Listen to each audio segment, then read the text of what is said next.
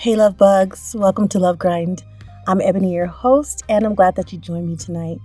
Tonight, we're going to talk about red flags. Your partner is emotionally unavailable, something we worry about if we're in relationships. We're just going to talk about some of these red flags. Don't go bug your partner about it when you're done listening. If they have all of these red flags, it's time to have a conversation.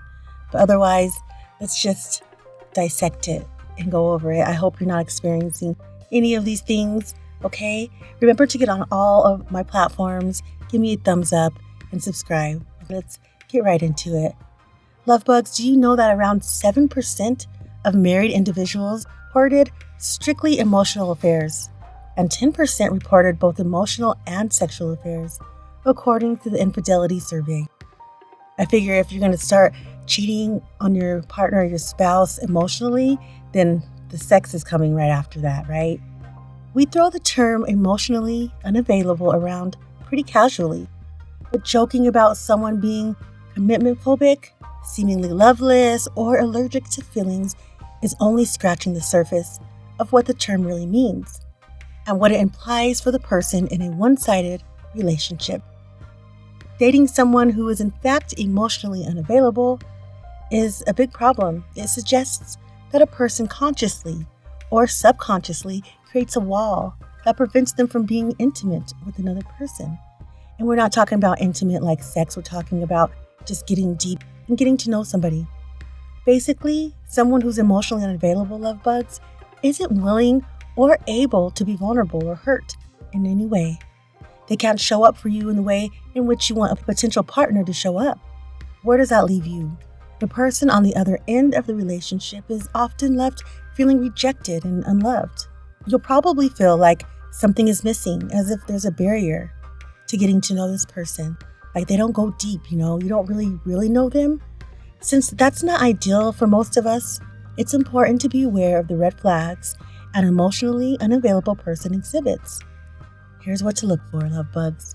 They're literally not available. Call it what you will, ghosting, benching, breadcrumbing. If you're not sure whether you're going to hear back from someone that day, a day later, a week later, or at all, that's actually communicating a pretty clear message. We're all busy, but someone who wants to be in a relationship with you will prioritize spending time together and will always get back to you, even if it's just to say I'm at work or I'll text tonight or tomorrow. If they can't be bothered to give you a heads up or be considerate enough to recognize you also have a busy life, they're not emotionally invested enough. I think that's a huge one for me. I think that texting takes literally seconds to do. We're always on our phones anyway. You see that text flash up in front of you, just respond to it. And if someone cares about you, they definitely will. Just think about yourself. If you get a text from someone that you like, a friend, family member, a partner, you're going to text back because you want them to be able to be sure about your communication. So keep that in mind. Your feelings are invalidated. People who aren't in touch with their emotions are often doing a great deal of unconscious work to push aside big and difficult feelings. So when someone says they're in a relationship, has an emotional reaction, they don't handle it well. This can create a vicious cycle in the relationship, where one person is pegged as the overly emotional one, and the other one is the rational and stable one, because in reality, the overly emotional person is holding all of the painful feelings for both partners. You're holding it up for both of you. So you seem like the irrational one, and that's not always the case. In a past relationship, love bugs, I was starved for more emotional connections, not surface level stuff, I wanted to feel that he cared by bridging us back together after a disagreement, or him making plans for our future, and that just never happened. It left me always wondering, and that's an awful feeling to have. Okay, it really is. The third red flag is they play games. The whole point of being in a relationship is leaving dating games behind. Not texting right away, making vague plans, but someone who's emotionally unavailable keeps them games going continuously through the first month of dating or relationship. Playing games involves not being straightforward in the beginning of getting to know someone. When you meet someone who isn't emotionally available, you may notice that their communication behaviors are inconsistent. They pick and choose when they answer you or don't. They wait stretches of time before they text you back, hoping to keep you on the line, and all of these are red flags. They sure are. The fourth red flag is they avoid conflict. Conflict, love bugs, is a part of any healthy relationship. It's totally necessary to work through disagreements and issues to grow. But a person who is emotionally unavailable avoids any friction. This can manifest in a few ways.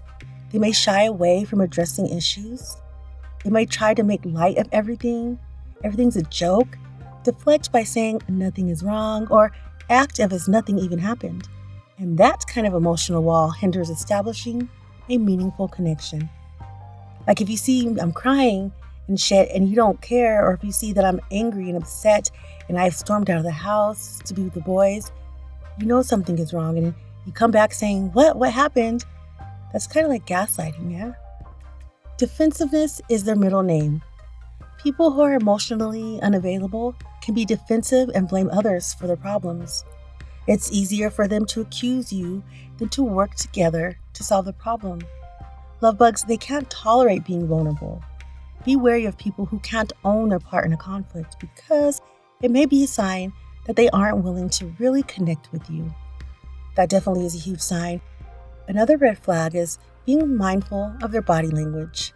This seems so obvious, right? But many people tend to overlook what's right in front of them. Tune into body language. People unconsciously express our comfort or discomfort with connection through our posture, touch, and eye contact. Like when you see somebody being real shifty-eyed or, squirming a lot, it seems like they're uncomfortable. When you're sharing feelings or personal stories, does your partner face you and look at you? Do they reflect your facial expressions back to you? Do they spontaneously reach out to touch you in a comforting way, or in ways that express feelings of love and desire? These skills come naturally to someone who's comfortable with intimacy, but not to those who are emotionally unavailable. Next red flag, guys, is they don't respect your time. One of the most critical ways to develop a relationship is through quality time spent together. So if someone isn't making time for you, they probably don't want to invest or aren't capable of investing in a relationship. And we're not just talking about a partner who likes to set healthy personal boundaries. This is someone who makes plans with you, but cancels last minute because they've got another offer to do something else. And even when you do meet, they're uninterested in your stories. Chances are they seem checked out, dismissive, distracted, or distant. Now, if your partner is distracted or distant once or twice, don't harper on them about these red flags or about being unemotionally available. Sometimes people are distracted and distant. That doesn't make them unemotionally available in every single way. They make you do the work. Relationships are meant to be an equal partnership, right?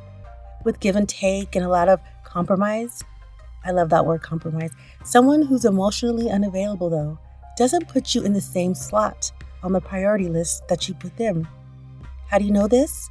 You try too hard. You work too hard at the relationship, constantly making excuses as to why they're not giving in to you what you give to them. Trust your gut. If you don't feel like a priority, you might not be to this person. They seem selfish. When you're in a relationship, guys, with someone who's emotionally unavailable, the relationship 100% revolves around them. They don't consider your feelings much. They don't ask you about your day or wonder about your thoughts and your dreams. They harper over their own situations, expecting you to cater to their demands. Then, when they feel better, they move forward without asking you what you might need in return. You run the risk of discounting your own needs because you're too busy tending to theirs.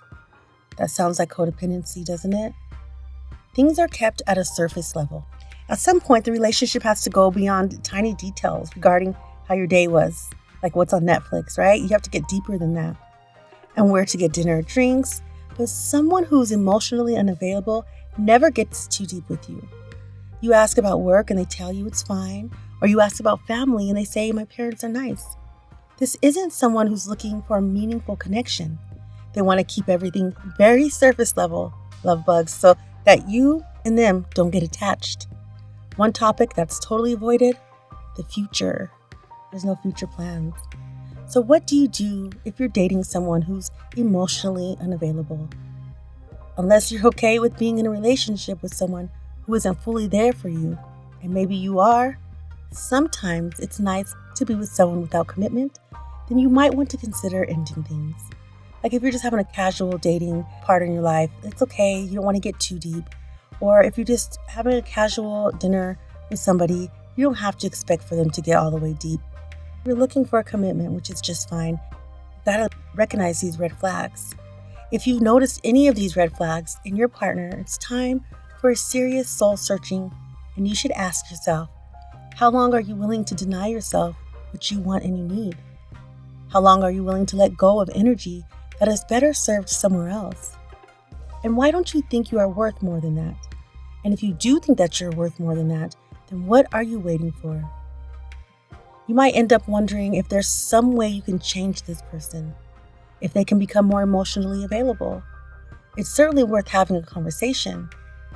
This gives an emotionally unavailable person the choice to do something different, if they're capable, and to become aware of the wall they are putting up. If it is a subconscious process, and to take the wall down if they choose. Because sometimes people don't know what they're doing. They're so used to doing it, they're on autopilot. But remember, you can't make anyone do anything they don't want to do. If someone is emotionally unavailable, it's all on them to figure out what's going on, and if they wish to change their behavior. And if they don't or aren't willing to change, you're way better off putting your energy someplace else or with someone else. That's right. I hope you got something from these red flags tonight. It's something to really consider if you're noticing them. We want to break free from being codependent, and an emotionally unavailable partner can become the foundation to becoming codependent. Trying to receive love and acceptance is tiring. Remember to like, subscribe, and comment on the show. Please have compassion for your healing, and until next time, love bugs, I'm out.